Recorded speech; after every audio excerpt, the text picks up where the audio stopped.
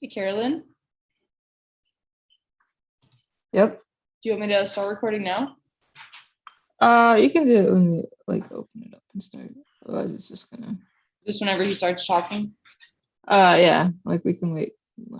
Okay, good. Great, thank you.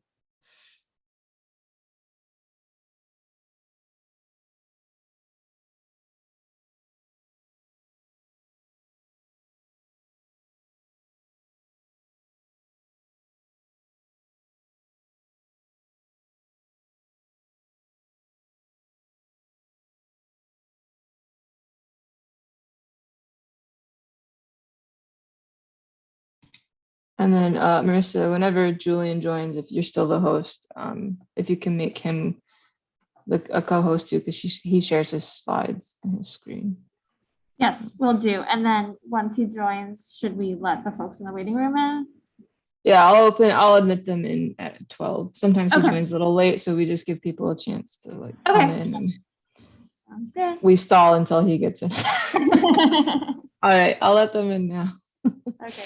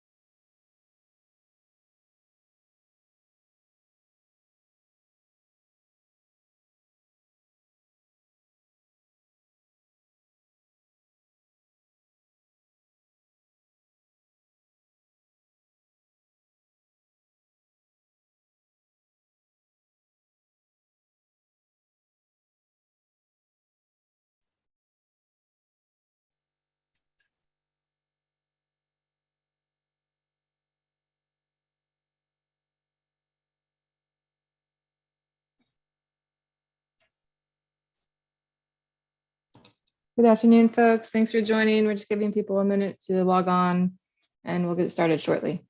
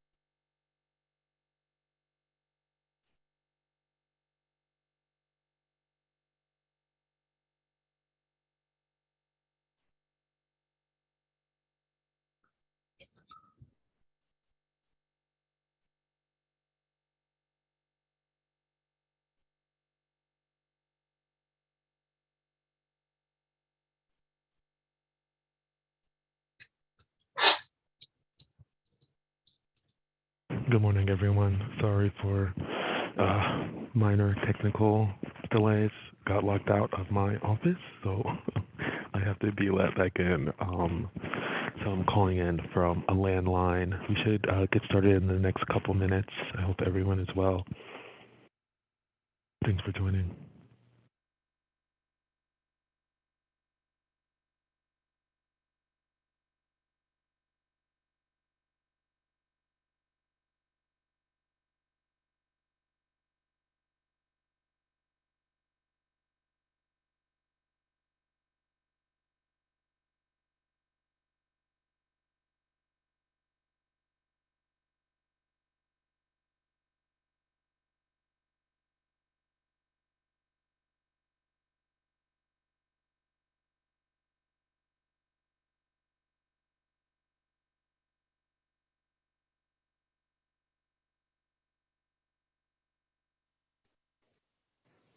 Okay, we can go ahead and get started.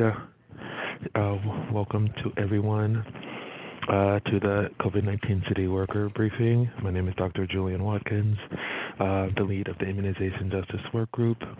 We're a group of city workers within the New York City Department of Health and Mental Hygiene who want to bring this briefing to all city workers to be able to discuss any updates around the pandemic, around vaccines, to share any relevant work that's going on in our agency, to share out the best and most up-to-date information that we have.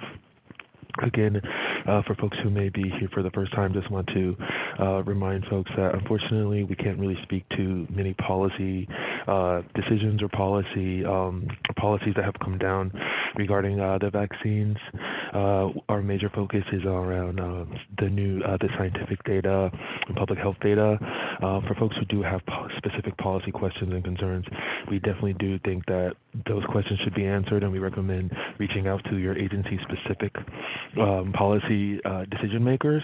But again, any of those any very specific policy questions, we're going to defer to folks who can speak more, who have authority.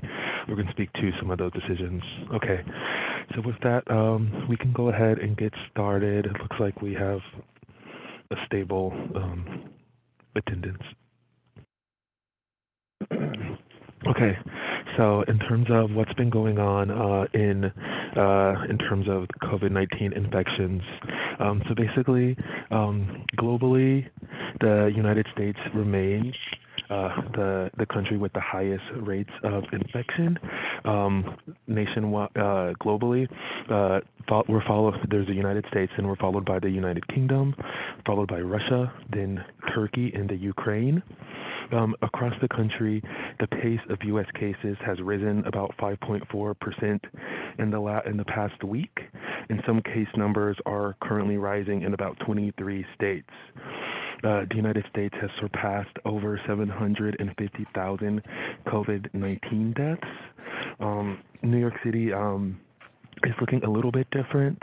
In terms of New York City, if you look at the screen, you look to the left of the screen, the epidemiological curve, that solid line, definitely is showing that New York City is trending down in terms of cases, which is encouraging. But, it's definitely something that we have to keep an eye on because if you look to the right of the screen, you can see that some of the rates of transmission are a bit higher than the citywide average in some parts of the city. And just knowing how the Delta variant has operated in the past and seeing as the seasons are changing and folks may be inside a lot more and more recently, it's definitely something that we're keeping an eye on. But currently across New York City, we are seeing overall the cases are continue to trend down, which is encouraging. Okay. Next slide. So now we'll talk about some of the borough-specific case data, just so folks can kind of get an idea of what's going on a bit more hyper-local level. For all of this data is available on our New York City Department of Health website. We encourage folks to go and see. You can look at finer detail, clicking at some of the zip codes and kind of see what's going on in your zip code. So for the Bronx as a borough is a bit lower than the citywide average. If you look to the left of the screen, you can see that the case numbers are gradually kind of coming down across the Bronx. But looking to the right of the screen, you can see where some of the case percentages are a little bit higher. I mean, are deeper red, reflecting higher case transmission, just something to keep an eye on in the Bronx. Brooklyn, a similar story. We can see that Brooklyn is a little bit above the citywide average, but you can see some of the rates of transmission, especially in some of these lower South Brooklyn neighborhoods, are a bit higher than some other parts of the city and the borough. So something to keep an eye on in Brooklyn. Looking to Manhattan as a borough, we talk about this every other week, how it's been on average a bit lower than other parts of the city. That just reflects there's a lot of social things involved with that, especially because a lot of folks do work on the island of Manhattan and get tested in Manhattan. So we're seeing a lot of folks who are mobile, who are getting tested more frequently. So we are seeing that the positivity rates are a bit lower in Manhattan than the rest of the city. But looking in some parts in northern Manhattan, specifically in the East Harlem, Central Harlem areas, the rates are a little bit higher than the rest of the borough. Queens is a little bit above the citywide average as well. You can see the trend in cases in Queens following the overall citywide trend. Cases are going down, but again, looking to the right of the screen, you can see some parts of Queens which are a bit deeper red or have higher rates of transmission than the rest of the borough.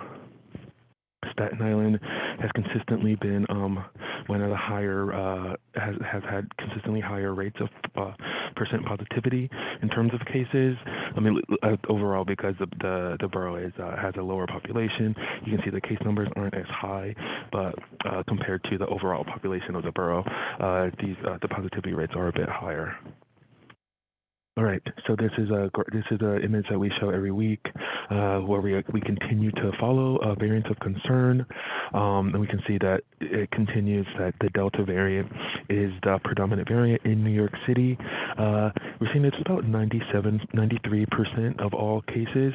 We are seeing 7% of variants that are being classified as other. There should be an update coming to our sequencing platform so that we can get a little bit further clarification on what some of these others are. There's some variants that have been identified around the world that we can upgrade so we can kind of see what some of these other variants are. There's like the Delta Plus, which has been discussed globally, and there's a few other sublineages is what we call, or just subvariants of Delta that have been identified. And so I think this data should look a little bit different, have some more clarification on what that 7% other reflects. Okay, so now we'll talk about the vaccine program. And there's been a lot that has happened since we last met, so let's go right to it. All right, so in terms of who's eligible to get vaccinated. So as of last week, we saw that the recommendations came down for people who are 5 years and older. The eligibility has opened up, so people 5 to 11 can be vaccinated with the Pfizer vaccine. I'll talk about this in a little bit more detail in the next slide. But folks who are 5 to 11 are not eligible for in-home vaccine yet, but I think that should be coming soon. But the city is definitely getting vaccine out to all of the city-run sites. The vaccine, people 5 years and older are getting vaccinated already at some of the city-run sites. We're making sure to expand the eligibility of the vaccines to bring them into pediatric facilities and to get them over and get them out to local pharmacies as well. There's also a New York City public school vaccine program, which is gonna run for people around from ages 5 to 11, starting on Monday, where there's about 1,000 vaccine sites in schools that will be set up and should run for about a week. In terms of some of the other safety and efficacy data that's been coming out, just seeing a growing body of information, just supporting vaccines, supporting some of the boosters, and seeing what's going on in other parts of the world. Other parts of the world definitely have been important in our city's planning and like some of our global planning, and just seeing what some rates of transmission and other things are happening definitely has been really important. So that's why I always like to share some of the global data and kind of keep an eye on what's going on here. Could be a bellwether in other places, could be a bellwether of what could happen with us in New York City. Those are some of the main updates in terms of eligibility. I did want to share that there is I did read a report around, this is very early, so don't want to get folks' hopes up, but I did read about a new vaccine patch, a transdermal patch or a skin patch that could be used to vaccinate folks. So folks may be hearing more about the skin patch in the coming months once we get more data on that. So just wanted to share that, and we can go to the next slide. We'll talk about vaccines for children a little bit in finer detail. So right now, Pfizer is the only vaccine that's authorized for people ages 5 to 17. Moderna and Johnson & Johnson are eligible for people who are 18 and older, but 5 to 17 folks can be vaccinated with Pfizer. To be fully vaccinated with Pfizer for children 5 to 17 requires 2 doses given at a minimum of 21 days apart. So that's a similar schedule to the adult vaccines, where the minimum is 21 days. Folks can go a bit beyond, but that's the schedule was 21 days. The dosing is a little bit different for the youth 5 to 11, and they definitely make that distinction at the vaccine sites to make sure that kids aren't getting the adult doses for people 5 to 11. In terms of folks who want to know about eligibility for being vaccinated, you can go to the NYC.gov COVID vaccine page. We have frequently asked questions that are available to have folks' questions addressed. Parents and guardians can call the number on the screen at 212 COVID-19 with questions and concerns. Definitely encourage folks to talk to their healthcare providers about any questions and concerns that they have about getting their child vaccinated. Definitely encourage folks, if they are looking for a site, the NYC.gov vaccine finder, or folks can call the number on the screen at 877-VAX4NYC. You can actually search by Pfizer 5 to 11 on the website, so you can check on Vaccine Finder if a place is administering the Pfizer vaccine with doses for 5 to 11-year-olds. There should be a good enough supply in the city so that folks who do want it can get vaccinated, but definitely want to encourage folks to try to get that appointment or talk to your provider, to your medical provider sooner than later. And as I said on the previous slide, city-run vaccine sites are offering the vaccines for children ages 5 and older starting today. And the temporary sites at schools, at over 1,000 schools, should be starting on Monday. And you can find the locations of the schools on the Department of Education website. All right, boosters and third doses. We've been talking about this pretty extensively. Just want to underline the fact that there is a bit of a difference between boosters and third doses. So right now, folks can get boosters for all 3 if you've been vaccinated with all 3 of the currently available COVID-19 vaccines. And when we talk about additional doses or third doses, that's a conversation about some folks who are in special populations who are severely immunocompromised. So we won't spend too much time on that. We can reshare a graphic that we do have available online at the health department for folks who do want to get a little bit finer detail on boosters versus third doses.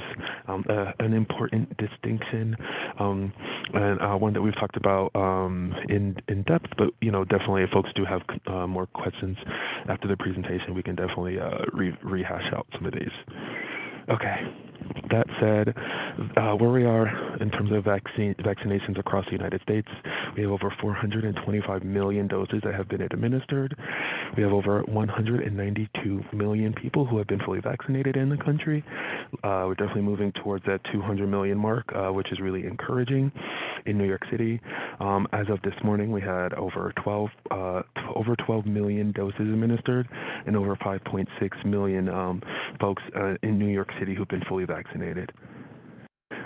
We still continue to work to address some of these inequities. So we're seeing in the image to the left of the screen, you can see some boroughs, some zip codes do have higher rates of vaccination, identified in the deeper blue colors. But as we can see, for all New York City residents, that's from age 0 and up, around 74% of the entire city population has gotten at least one dose. Looking to the right of the screen, a number that we like to highlight, numbers that we like to draw attention to at these meetings, looking for the racial and ethnic inequities. We can see that we still have a long way to go for getting the rates of vaccines up for folks who identify as Black or African American, folks who identify as white or Caucasian, and even folks who identify as Hispanic, Latinx. We definitely want to get vaccine rates higher in those groups, but do want to draw attention to narrowing of some of the inequities, which it's just I'll highlight it every day. Every day we do these briefings to stress that a lot of gains are being made, a lot of communities are being reached, and a lot of questions and concerns are being addressed. And that's why we're seeing the rates of vaccination going up in folks who identify as Black and African American, and we're seeing a narrowing of the gap. So all of this is encouraging. We still have a long ways to go, but I just want to highlight the work of the benefit and the hard work of all these folks in the communities who are out having these difficult conversations. Okay. Want to highlight this data for folks who continue to have questions around what's going on in New York City. So the image to the top of the graph, these are the weekly cases broken down by vaccination status, and as folks can see, since early August, the rates of infections for folks who have been vaccinated have been a lot higher than the rates of infection in those who have been fully vaccinated, and even in the setting of the Delta variant, which became the predominant variant towards the end of the summer. That's where we saw the big split in the overall cases, but we still continue to see folks who are unvaccinated making the majority of hospitalizations, cases, and deaths.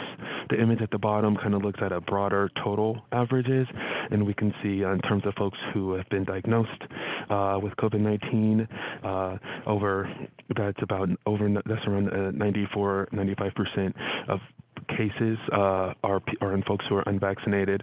Hospitalizations around 94% are people who are hospitalized are folks who are unvaccinated. And in terms of people who unfortunately passed away, again, around 94% of those folks who pass away from COVID-19 in New York City since January have been in folks who are unvaccinated. So this data is consistent, as pretty regularly updated.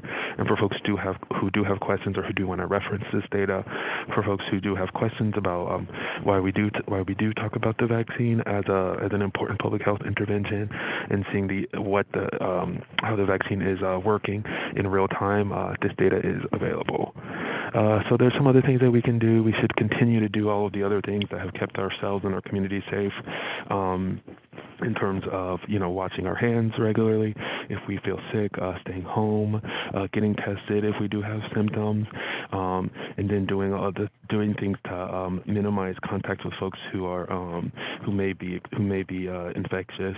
So physical distancing and trying to minimize non-essential activities. We definitely do encourage folks to also continue to take care of their mental health, acknowledging how difficult things are, acknowledging that when it gets cold outside, that is real, and that people do experience, do have effects on their mood and their ability to kind of function. So definitely want to just highlight that there are resources available for folks. With that, I will stop the screen share and we can hop to some of the questions that we see. I see that Dr. Wong has joined us. Thank you very much. Oh, sorry. apologies. I'm trying to do this through my phone. Yeah, so again, I'm not sure if Dr. Watkins mentioned this, but we are unable to answer policy questions. It does have to go through your agency HR, so I apologize for that. All the agencies are actually, in terms of the details of how the policy is rolled out, are actually a little different. So some questions about, let's just jump to the meat, the younger kids. So FDA and the Advisory Committee Immunization Practices, CDC, just approved vaccines for ages 5 through 11, and the first vaccines are being rolled out today. So if you're a parent of a kid in that age range, it's very exciting for a lot of us, although of course a lot of people do have questions and certainly well-founded anxiety about it. So the question is, please tell us about vaccines for younger kids. How was it tested? What do we know about long-term effects? So the way that of course the kid vaccine builds on what we already know for adults, and then ages 12 through 18, where we have found, so we've talked a lot about safety and efficacy in both those groups. Of course, we always kind of talk a little bit about, from the 12 to 18 group, even in young adults, sort of, younger than 30, there is a chance of a very, very small chance of myocarditis. Again, it's been very few cases, less than 900 cases in, hundreds of millions of doses. So it's really less than a 1% chance. And all these cases have been mild. There have been no deaths. And again, this issue of myocarditis is really more in, it seems like in the older adolescent groups. So, sort of 15, 16, probably through 25 is really where we're seeing it, and particularly in young men. For the trials for 5 through 11, the safety data. So, right now there's about 4,600 participants. About 3,100 of those got the vaccine. The study is ongoing. So these kids are still being monitored. And then at the time of, the approval, the data was basically in about 1,400 vaccine recipients that were followed for safety for at least 2 months. So we have 2 months of safety data for this specific age group. But remember, we also sort of depend on the safety data. And again, we do feel the vaccines are incredibly safe in the older age groups, in older kids as well as adults. So we don't really anticipate the safety data really being different. They did try to minimize the side effects by it's 1/3 of the dose for the Pfizer, it's 1/3 of the dose of the adult dose with good immunogenic response. So really what you're looking for is safety. And also the other thing you're looking for is, does it induce a good immune response, as we want the vaccine to do? And so, the vaccine had great efficacy in this age group, induced a great immune response, even with the 1/3 dose, 1/3 of the adult dose. And I think the anticipation is, because we are decreasing the dose, that the side effects will hopefully be less. So again, it's still, so safety data on about 1,400. The safety data, same thing with the adult data. It's going to continue to be monitored. And people in this study, the kids in this study, are also going to continue to be monitored as well. And so those numbers, will increase in terms of the numbers that are being seen in the study over time. But I think at this point, we do have enough to be able to issue an emergency use authorization.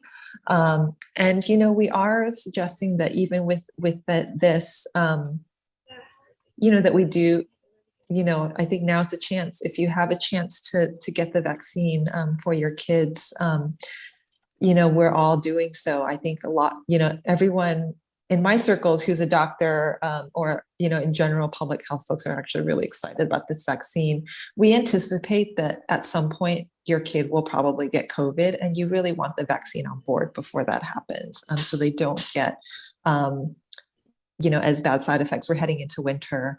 And so that's, yeah, so that's basically a huge concern. I mean, my kid, I have a 5-year-old, he will be getting it. I'm really excited about that. And, you know, we really do think that the benefits of the vaccine will outweigh any risks of side effects. Of course, you know, the question about long-term side effects, you know, the longest that we've monitored is 2 months so far. So, okay, so I think that's what we have for that. Will the COVID vaccine be administered at elementary schools? Yes, they are being administered at elementary schools. It's really geared towards schools. So the schools are sending out emails about when that's going to happen. I'm not sure how to like actually look that up. Monday. So it starts on the school vaccine program starts on Monday. Yeah. You can check for the locations on the DOE website, Department of Education website. Gotcha. Great, thanks. I've just been getting emails from my kids' school, and I think we're scheduled for Tuesday. I believe, just to put more detail, I think they will give the first dose at the school, and then you will have to go to a different site for the second dose. Okay, so I think we answered that.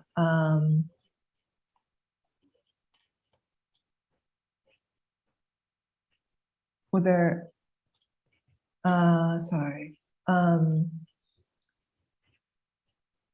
Okay, so I'm just kind of summarizing all of this. As you look, I can address some questions that I see in the chat as we look for some of the pre-submitted. So there's questions around some of the daily cases in terms of people 5 to 11. So I'm going to share the link. This link that I just shared, you can actually go through and click through some of these weekly rates. So if you click on that link and you scroll down, it's around the middle of the page. You can look up cases by cases, hospitalizations, and deaths by vaccine status, by age, and by race and ethnicity, which I think you can follow trends going back a few months and kind of see where we are with time. So yes, that data is being tracked. You can check there. There was another question that I saw. So they talked. So it talked in the presentation about unvaccinated people dying. So no, unvaccinated people are not the only folks who passed away.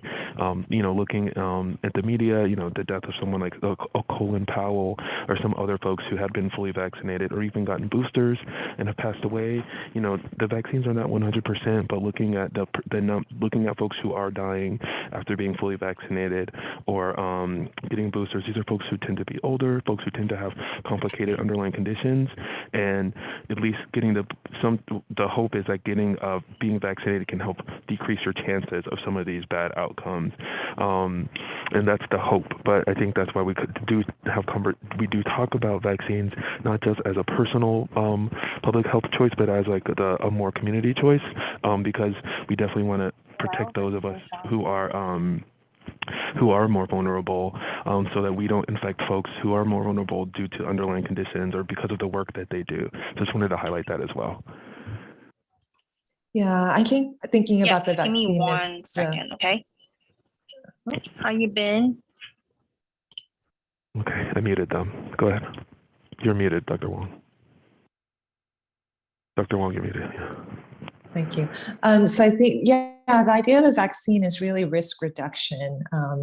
So just to put that out there, nothing's ever 100%. Lots of what we do in medicine and public health is all about reducing risk. Okay, so going back to, again, some of the kid vaccines.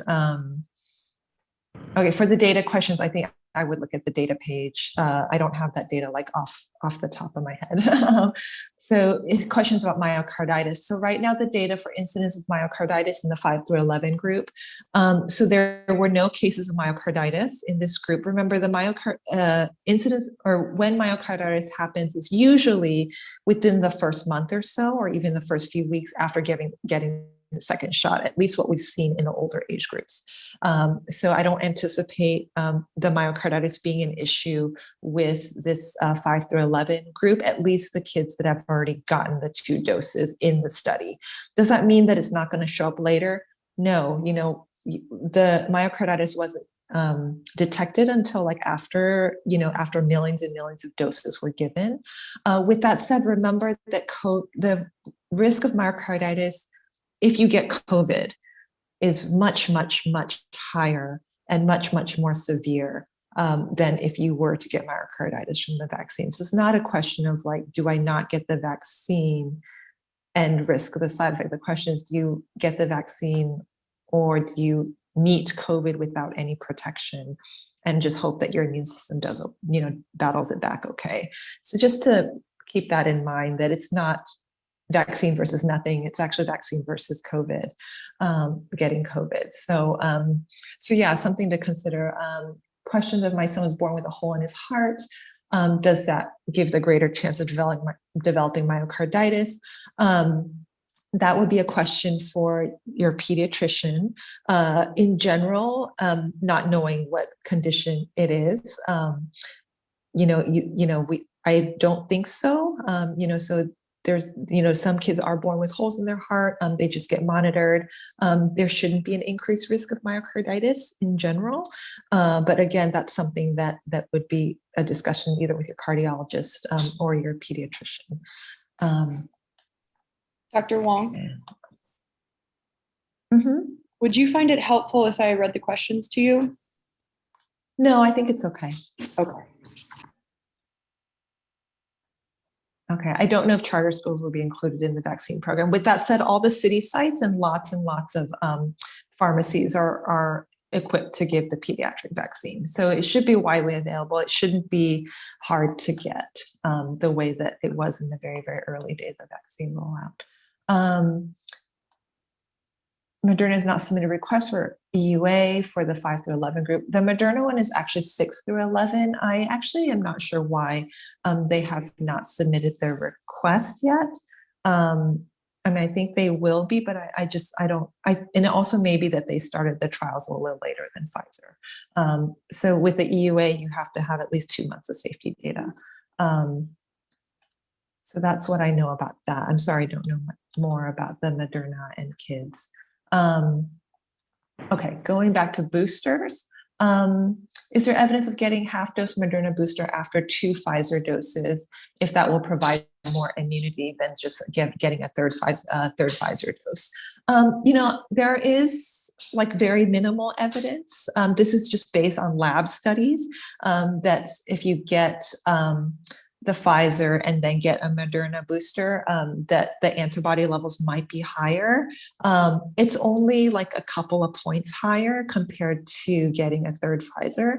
And so I would say, it's up to you. I don't think that a few fold difference in antibody levels makes too much of a difference. I think the efficacy has been pretty similar with the mRNA vaccines. The evidence is more robust if you got a J&J to potentially get an mRNA vaccine after. The increase in antibody levels is just a lot higher with the J&J and then getting an mRNA vaccine. But in terms of mixing and matching the 2 mRNAs, I don't think it's probably that much of a difference. Yeah. But the numbers are slightly higher if you do mix them. It did also. We also do want to highlight, what Dr. Wong said around the lab data. They're checking antibody levels as a proxy for immunity, but we're not really sure if that translates to in real life people moving around, if there is a significance, and that kind of speaks to why antibodies are not the most reliable thing right now, that test that we do have for checking levels of immunity, but there's something, but we don't have like a validated way of antibody testing to say, yes, this is the number that you get, and this high number equals high levels of immunity. We don't have a test that correlates and has been validated yet.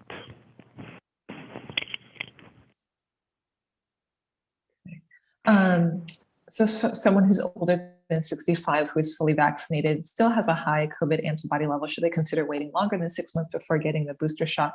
Again, antibody levels are not a tool that we use to make a decision about how well you're protected. And the recommendation from the CDC is really that you should be getting a booster.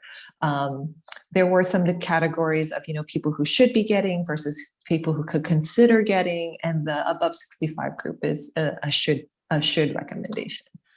I see some Uh-huh. questions in the chat as you look. I'll just address. So we don't have any test that is verified to kind of show that that can make clinical decisions. So there are T cell tests available, but those T cell tests aren't. There's not a correlation. Also, whenever we're considering antibody testing, that is for either yes or no for a prior exposure to COVID-19, or if they've been vaccinated. We're not recommending antibody testing for people after they've been vaccinated because we know that they will in fact develop antibodies. And for folks who have been unvaccinated, they use antibody testing as a proxy to determine if someone has a prior history of infection. Those are the only kind of two circumstances that they're actually being recommended for. Even though we are seeing in the community that some providers are checking antibody levels, but it's discouraged because you can't really make clinical decisions or recommendations based on these tests alone. Sorry, go ahead, Dr. Wong. No, it's fine. Question about how safe are the boosters and why is it difficult to find a site that offers Moderna? The boosters, they seem to be safe so far, and obviously the FDA wouldn't approve them. So there's probably at least 2 months of safety data when it comes to boosters, and also just what we know about vaccines in general. There shouldn't be, any additional sort of side effects that we don't already know about with a booster. With that said, in terms of long-term safety data, we don't have that. Usually we like to see about 6 months of safety data. So there's that, but at the same time, there's no real scientific reason why it shouldn't be safe. And we do a lot, for example, the diphtheria, tetanus vaccine, we get like 5 or 6 of those, when we're kids. And, there's not really a difference between side effects from the first one versus the 5th one, for example. I'm not sure why I do know that a lot of sites are offering Pfizer. I don't really know the policy decisions surrounding why it's hard to find a site that offers Moderna. So I'm not sure about that. I think it's just taking into some of these other kind of factors. I think some sites have identified that some communities are requesting Pfizer for various reasons, and so there's other kind of market things that may be at play too. But in general, the recommendation is for any of those 3 vaccines we're recommending. Okay, I actually don't know the answer to this question. I don't know if you know, Dr. Watkins, but for someone who got AstraZeneca, is it safe to get one of the FDA EUA boosters? I don't know if there's any studies that look at AstraZeneca with a booster. That wasn't what the FDA looked at, so. I haven't seen that in particular. I do know that there was guidance for folks who got AstraZeneca and some of the other international vaccines that were on a World Health Organization list in terms of completing the series or what they should do. Haven't necessarily seen that come down for the boosters, but definitely I'll keep an eye. That's something I want to look into. Yeah, I don't think we've heard anything about boosters for other overseas vaccines. Speaking of vaccines, something just of interest, there is a traditional protein-based vaccine, which is sort of how vaccines are traditionally made, called Novavax. It probably will not be available in the United States, but they are looking for authorization in the UK and in other countries. So it's just something to put out there. Okay, so if someone wanted to confirm no meaningful data for myocarditis after receiving the vaccination for 5 through 11 age group. Yes, there were no in the 5 through 11 for 2 months of safety data for kids who are fully vaccinated in the 5 to 11 age range. There have been no cases of myocarditis. So that's the data we have so far. Still wait, obviously long-term safety data is bigger numbers as this rolls out, but right now we haven't seen it. Okay. Scrolling up.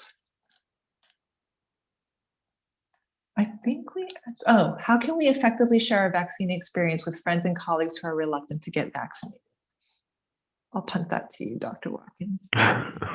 I think I think that's a common thing that many folks probably have experienced.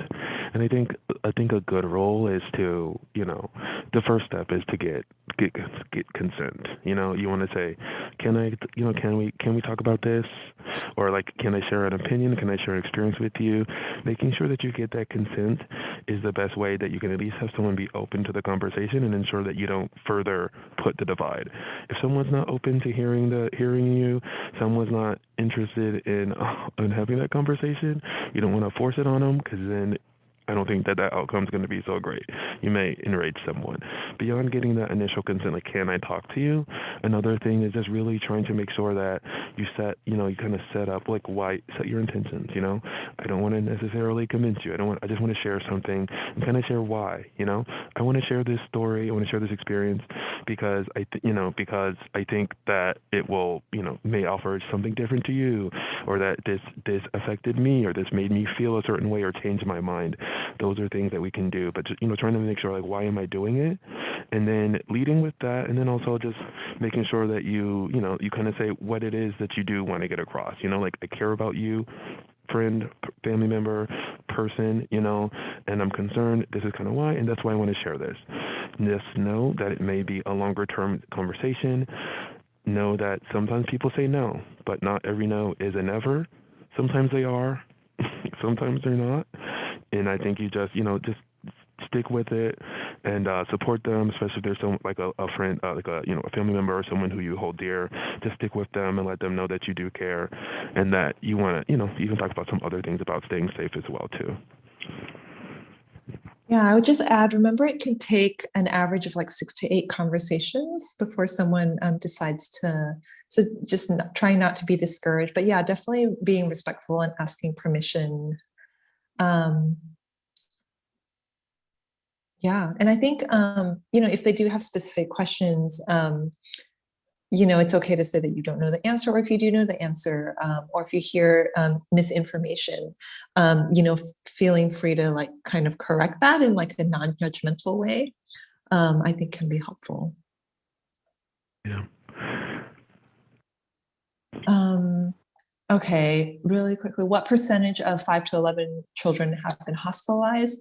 Again, I will point you to, I think the data page might have information about that, but overall, about 1% of kids who get COVID have been hospitalized. So it's around, I think it's been pretty consistent with the data that if in kids that do get COVID, about 1% of them will be hospitalized.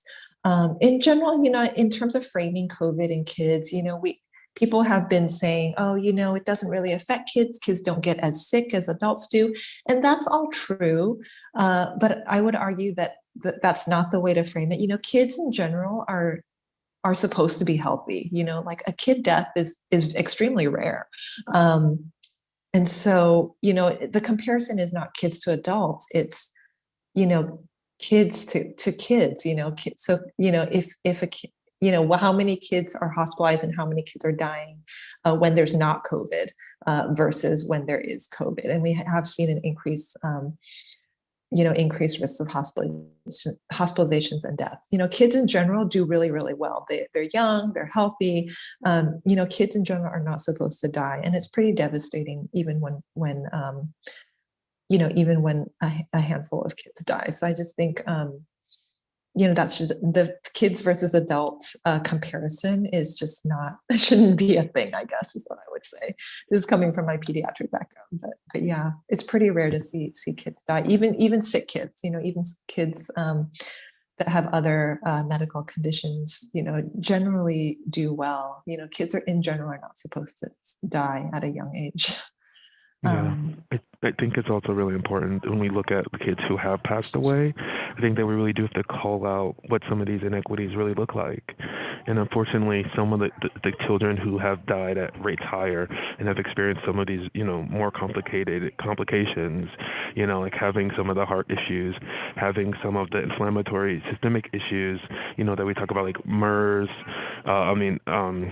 the inflammatory response to MISC, MISC. MISC rather, the MISC, multi-system inflammatory syndrome. All of that was, a lot of these kids who were affected were, children who identify as Black, African American, Latinx. These are kids who are dealing with, who may have their own medical comorbidities, who tend to be coming from like lower income families, like acknowledging that and calling that out, that so unfortunately some kids are getting this thing and some kids are doing worse because of some of these social determinants of health and some of these social situations that they and their families are dealing with. Like, that's also important too, and just knowing that vaccinating our kids or kids that are in our life that may not actually be at such a high risk could actually be a thing to help save and protect another child, in their community and, in their network. So that's also just something that we really do want to highlight and share, that these inequities, they are not only affecting adult populations, but they are, they're affecting kids from birth through childhood to adulthood. That's like how some of these, systemic issues are playing themselves out. So we don't really actually have too many more questions. Someone asked, what is the percentage of positivity in the 5 through 12 group? I don't think that's broken out on the data page, unfortunately, and this is a huge issue and actually a huge inequity as well, how pediatric data is not really split out very well. And so this is kind of a major hole, in data and how data is collected, and not just at the New York City level, but also, at the CDC level. And so looking at, all I can say is I do know, the COVID cases, especially as school has reopened. And I don't know this for New York City, but I think overall it's pretty similar, where New York City and federal data, where I want to say something like 25 or 30% of all COVID cases have been in kids. And, when I say kids, I think it's sort of 18 and below, because this is a relatively more unvaccinated group, even with the teenagers. And then, of course, 5 through 11 until today have not been able to get the vaccine. So we are seeing higher numbers of cases overall. When you take all the COVID cases, I want to say about 30% of them are actually in the 18 and below crowd. Yeah, I'll add.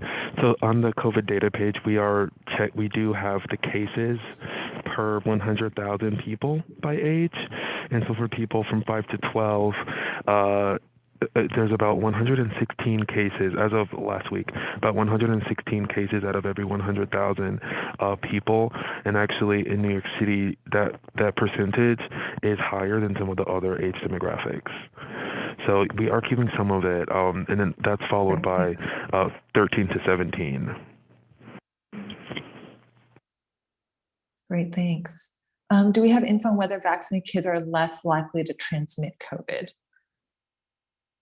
I don't think we have that information, but with that said, the answer would be yes, based on what we've seen the vaccine do sort of in adult and adolescent populations.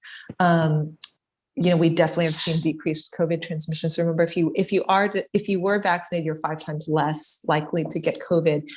We've also seen that, I think, even to a greater degree in the 12 to 18 age range. I think there was a recent study that really showed decreased chance of getting COVID. And if you have a lesser risk of getting COVID, you're not going to transmit it. But I think overall, yes, I think even if you are vaccinated, the general, what we know of vaccines, what we know of the COVID vaccines, it's probably going to be the same, where if you are vaccinated, you are less likely to transmit COVID, mainly because, you're just, your body mounts a better immune response to COVID when you have the vaccine. And so even if you were to get it, the number of days you're spending with virus in your body is going to be less, which translates to less transmission. Okay, scrolling back up. Can you explain why boosters are being recommended at this point? I'll put that to you. I'll just say, as we get more information about long-term data, that's where we get the information around like the recommendation for boosters. So definitely certain things about the way this pandemic has played out, we fill in many blanks as we go along with time, and we've just seen that for folks who have been fully vaccinated, we can see that there is a benefit when folks do get an additional dose, get this booster dose, up to 6 months after they've gotten the initial dose. This data and this understanding that we have now, that helps build a fuller picture of how we can vaccinate folks. So now we know for folks who, for example, get vaccinated, get a first dose now, we know those folks would probably benefit from a booster 6 months down the road. We didn't know that data when we first started vaccinating because we didn't have that long-term data, but now that we have it, we have that more full picture. So that's kind of why the recommendation around boosters has come out now, because that's where we've gotten the data to kind of build the case and justify the need for an additional dose. So that's the answer to that. Other question is that we don't have any of the data on veterans. There may be, that's like a very specific population that may be through Veterans Affairs, you can kind of find out some of that veteran specific data, but we don't, that's not something that Dr. Wong and I have are following closely.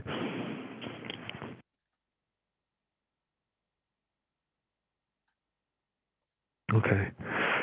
Looks like the chat's slowed down. So if that's the case, we've gone a little bit over, but definitely want to make sure that we take the time to answer folks' questions. Thanks everyone for coming to the briefing. We definitely appreciate everyone who's faithfully come. Hopefully we're answering the questions that you guys have, and hopefully we can continue to answer questions because things are rapidly developing. The guidance can be changed. It does change a lot, and we just want to make sure that folks get these questions answered. And we appreciate all of you city workers, our fellow city workers. I think one more question. Since Moderna was the stronger vaccine, would 8 months for booster be better? Do you have any comments, Dr. Wong? I don't. I think a couple things I would think about that. The FDA did say 6 months, so I would probably stick with the FDA and the CDC guidelines. They're looking very closely at the data. The other thing I would say is, if it's been more than 6 months, I think for me, I just would want to be protected through the winter. So if that's something else to think about is, I think we're worried about the winter months. And so, I think getting a booster, if you qualify for it before winter really hits, is going to be, I think, something to really consider. I think that's what I would say to that. Okay.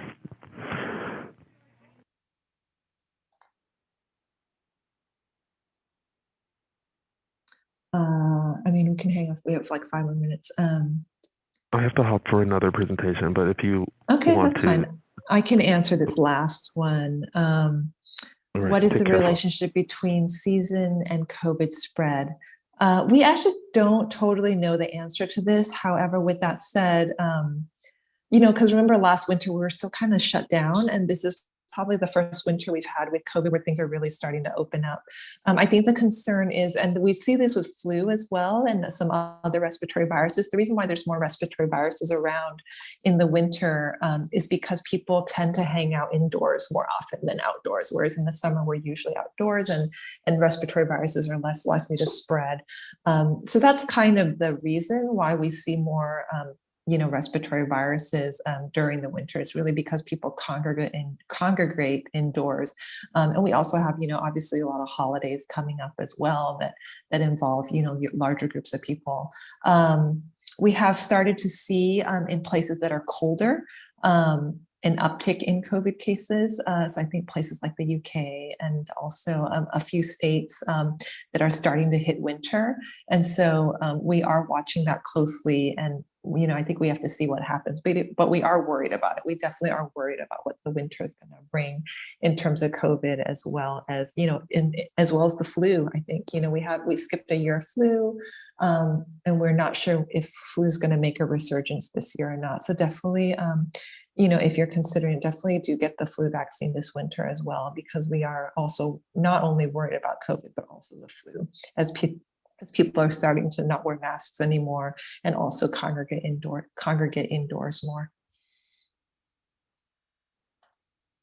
Okay, I think we'll call it there.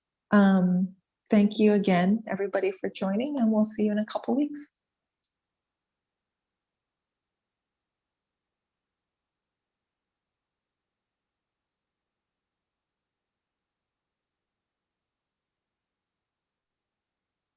Thank you.